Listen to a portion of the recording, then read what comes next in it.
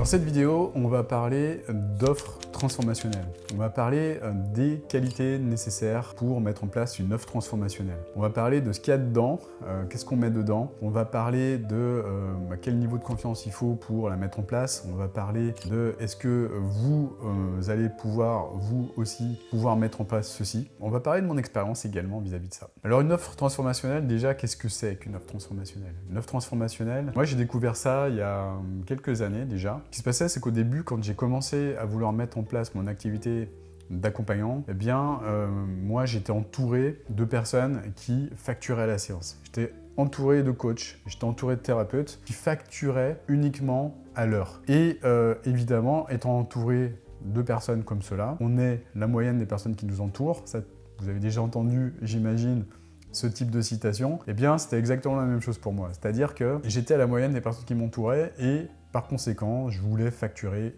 uniquement à la séance. Ce qui se passait, c'est que j'étais un peu blasé parce que j'étais complètement stressé en fait, vis-à-vis du fait de facturer plus de 50 € la séance. Et évidemment, j'étais entouré de personnes qui ne facturaient pas plus cher que ça, peut-être pas plus cher que, allez, 60 € la séance. Et par conséquent, je me disais, mais qu'est-ce que j'ai de plus que les autres et qui me permettrait de facturer plus que ça? Et évidemment, quand je voyais des personnes qui facturaient parfois à 80 € de l'heure, je me disais, waouh, impressionnant, mais comment font-elles? Parce que j'étais convaincu que pour facturer plus de 60 € de l'heure, eh bien, il fallait coacher des stars, il fallait coacher des personnes qui passaient à la télé, il fallait coacher des politiques, il fallait coacher des sportifs de haut niveau, etc., etc., etc. Et je me disais, mais les personnes qui facturent 200 € de l'heure, mais waouh, j'en suis à des années-lumière en fait de ces personnes-là. Et évidemment, j'avais une sorte de syndrome de l'imposteur vis-à-vis de ça parce que je me croyais inutile. D'ailleurs, j'en parle dans une vidéo sur cette chaîne qui s'affichera à la fin de cette vidéo, si tu veux la regarder, pour sortir du syndrome de l'imposteur. Le problème, eh bien, il était là. Le problème, c'est que je voulais pas facturer plus de 50 € de l'heure parce que je ne m'en croyais pas capable, parce qu'il y avait cette sorte de nivellement vers le bas. Autour de moi, justement, nivellement vers le bas qui se faisait vis-à-vis des personnes qui m'entouraient. Un jour, j'ai compris qu'il y avait une autre solution qui me permettrait de sortir de ce nivellement vers le bas qui s'appelle l'offre transformationnelle. Alors l'offre transformationnelle, qu'est-ce que c'est? Tout simplement, c'est une offre qui se base sur un résultat. Tu prends une personne qui a un gros problème et tu aides cette personne à sortir de ce gros problème pour obtenir un grand résultat sur tous les aspects de sa vie. Donc un résultat qui va ressurgir sur ses relations avec elle-même, relations avec les autres, sur sa confiance en soi, sur ses relations professionnelles, sur ses résultats professionnels et par conséquent sur ses revenus. Voilà, c'est logique, quand tu détricotes toutes les choses, tout part d'un certain nombre de blocages qui empêchent les personnes de s'épanouir, par conséquent d'être heureuses et d'obtenir des résultats au niveau de leur vie. C'est assez simple finalement. Le problème, c'est que je ne savais pas du tout comment m'y prendre et encore moins, je me sentais encore moins capable, de pouvoir mettre en place ce type d'offre. Pourquoi? Parce que je me disais, pour mettre en place ça, il faut être coach, il faut avoir des années d'expérience, il faut être une superstar dans son domaine, blablabla, blablabla. Et je me racontais tout un tas d'histoires par rapport à ça et qui nourrissaient encore ce fameux syndrome de l'imposteur. Le truc, c'est que une offre transformationnelle ne nécessite pas une expérience énormissime dans un domaine. Pourquoi? Parce que pour mettre en place une offre transformationnelle, eh bien, il y a un travail à faire sur soi au départ pour déterminer ce qui nous correspond le mieux en termes de problématiques sur laquelle on va aider des personnes. Et je répète, une offre transformationnelle, elle se fait en lien avec qui tu es, elle se fait en lien avec ton expérience. Et elle se fait en alignement avec qui tu es au fond de toi, qui tu es profondément. Elle se fait en lien, cette offre transformationnelle, avec ton âme, avec ton cœur. C'est peut-être un peu ésotérique tout ce que je dis là, mais moi je pense que c'est une pensée philosophique. Tu peux prendre ça comme de la philosophie. Je pense que notre âme, elle a une mission en fait sur cette terre. Notre âme est venue s'incarner sur cette terre justement pour réaliser un certain nombre de choses. Par rapport à cela, eh bien, on a des personnes à aider sur cette terre. Des personnes qu'on peut aider, qu'on veut aider et qu'on peut aider à résoudre leurs problèmes profondément. Et si tu es dans le domaine de l'accompagnement, que tu sois coach ou thérapeute, c'est que quelque part, il y a quelque chose au fond de toi, il y a une petite voix qui murmure au fond de toi, je veux aider les autres. Il y a une petite voix au fond de toi qui te murmure, je veux inspirer les autres. Je veux une vie inspirante et je veux inspirer d'autres personnes de par mon évolution et de par ce que je veux réaliser sur cette terre. Donc cette petite voix, il y a énormément de personnes qui ne l'écoutent pas malheureusement. Et ça c'est terrible. Pourquoi? Parce que ces personnes, elles passent à côté de leur vie. Elles passent à côté de leur vie en n'écoutant pas cette voix, en faisant des choses que la société attend d'elles. Et ça c'est vraiment malheureux et on s'en rend compte généralement à la fin de notre vie en se posant la question, est-ce que j'ai réellement été heureux ou est-ce que j'ai réellement été heureuse?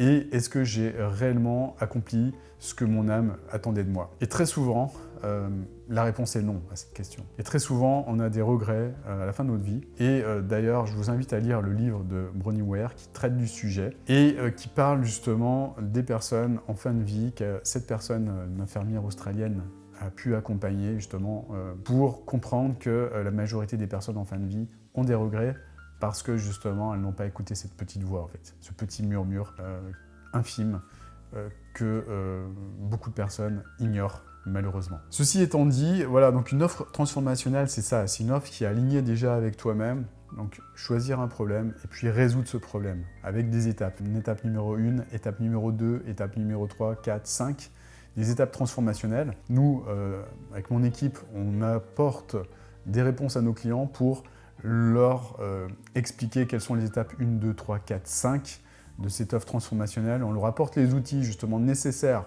déjà pour se transformer eux-mêmes en interne, de manière à avoir la légitimité pour utiliser ces outils transformationnels au sein de leur offre. La majorité des clients qu'on accompagne ne sont pas des personnes qui ont beaucoup d'expérience. Est-ce que ça les empêche de vendre cette offre transformationnelle à plus de 1 500 €? Non. Ils vendent, regardent les témoignages de ces personnes qu'on a pu accompagner sur ma chaîne YouTube, dans la playlist dédiée, et tu comprendras que ces personnes, au départ, n'avaient pas beaucoup d'expérience. Au départ, c'était des personnes qui étaient parfois thérapeutes, qui n'avaient aucune expérience en coaching, mais qui ne se sont pas pris la tête avec ça, qui n'ont pas opposé le coaching et la thérapie, comme on a pu le voir dans les années 80, le vieux discours, là, thérapie versus coaching.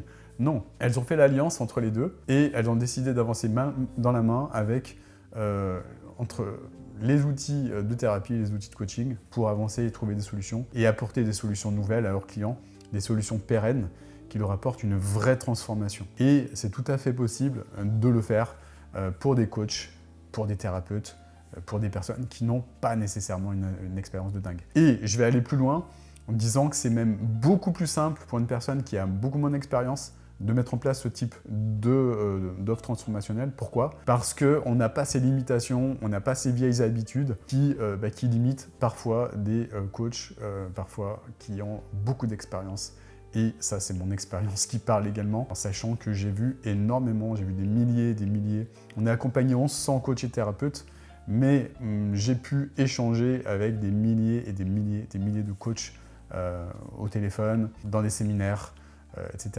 Et j'ai pu constater que ceux qui avaient le plus de résultats, c'était notamment les personnes qui étaient censées avoir le moins d'expérience au départ. Voilà, je referme la parenthèse.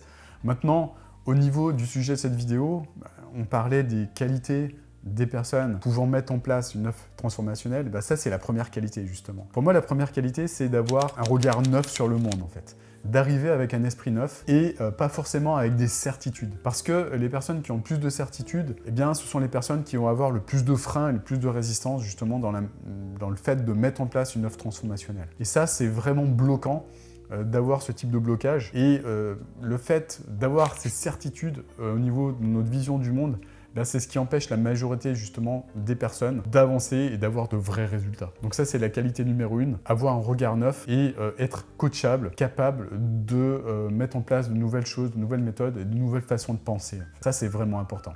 Ensuite, le deuxième point, pour moi, c'est d'aimer profondément l'être humain. Parfois, je veux des personnes qui ne s'aiment pas. Parfois, je veux des personnes qui n'arrivent pas à voir leurs propres qualités, qui n'arrivent pas, qui sont pleines de qualités intrinsèques, qui ont de superbes valeurs, qui maîtrisent les outils, qui ont de superbes qualités humaines et professionnelles, et qui ne le voient pas. La base, c'est vraiment de s'aimer de façon inconditionnelle. Pourquoi? Parce que si on ne s'aime pas de façon inconditionnelle, impossible d'aimer de façon inconditionnelle l'autre, l'être humain, les personnes qu'on va accompagner. Et surtout, d'être en mode no limite vis-à-vis des personnes qu'on accompagne. Pourquoi? Parce que on aura déjà fait le travail d'accepter nous-mêmes nos parts d'ombre. Ce qui nous permettra d'accepter plus facilement les parts d'ombre des personnes qu'on va accompagner et de les encourager dans l'évolution, justement, d'aller voir les aspects positifs de ces parts d'ombre pour les réintégrer et pour les aider à passer à un autre niveau.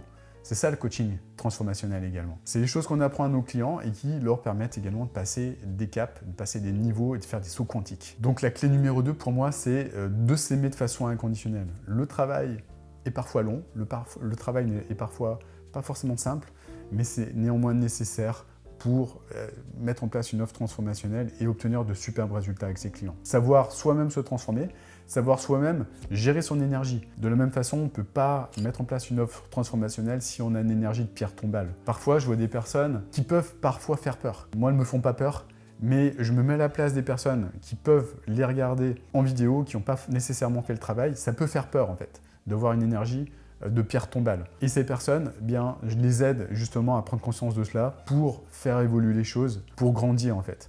Pour commencer à s'aimer, on revient toujours à ça en fait. Énergie de pierre tombale égale je ne m'aime pas de façon inconditionnelle. Je ne m'aime pas de façon inconditionnelle et par conséquent, eh bien, j'émane de moi une énergie de pierre tombale. Et ça, c'est vraiment important. C'est des basiques, mais c'est super important de les maîtriser. Ensuite, autre point important, c'est d'avoir de l'empathie. Troisième point, avoir de l'empathie pour les autres. Je reviens toujours à la même chose, mais s'aimer de façon inconditionnelle nous permet d'avoir de l'empathie, déjà pour nous-mêmes, déjà pour ressentir ce qu'on ressent, ressentir les choses, et d'axer le travail et le focus surtout sur nos ressentis, ce qu'on ressent nous-mêmes en fait. D'être en mesure de ressentir les choses avec plus de couleurs, avec plus d'intensité. Et évidemment, il y a des personnes qui n'arrivent pas à ressentir les choses. Bon, là, on est plus dans le domaine, on va dire, de la maladie, mais on a tous de l'empathie. Si on est des personnes équilibrées, on a tous de l'empathie. Et l'idée, c'est vraiment de développer cette empathie et de mettre du focus dessus pour déjà comprendre nos ressentis, les apprivoiser petit à petit, apprivoiser nos émotions, apprendre à les apprivoiser, pour ensuite et bien comprendre l'autre, développer de l'empathie vis-à-vis des autres, comprendre ce qu'ils vivent réellement, ces personnes, se connecter profondément à leur énergie, à leur empreinte énergétique, et pouvoir, par cette compréhension, par cette empathie, eh bien, les aider puissamment en leur apportant les meilleures solutions. On ne peut pas apporter des solutions à des personnes si on ne les aime pas et si on n'a pas d'empathie pour elles. C'est impossible en fait. On ne peut pas inspirer d'autres personnes si on les juge. C'est impossible. Et sortir du jugement, c'est déjà, je reviens toujours à la même chose, mais c'est développer cette empathie, développer cet amour pour soi-même. Ensuite, quatrième point, savoir écouter. Moi, je vois beaucoup de personnes qui croient à tort que le coaching, c'est uniquement pousser l'autre, leur donner des conseils. Allez, vas-y, fais ça. Allez, go, go, go, go, go, go. C'est uniquement de la motivation extrinsèque.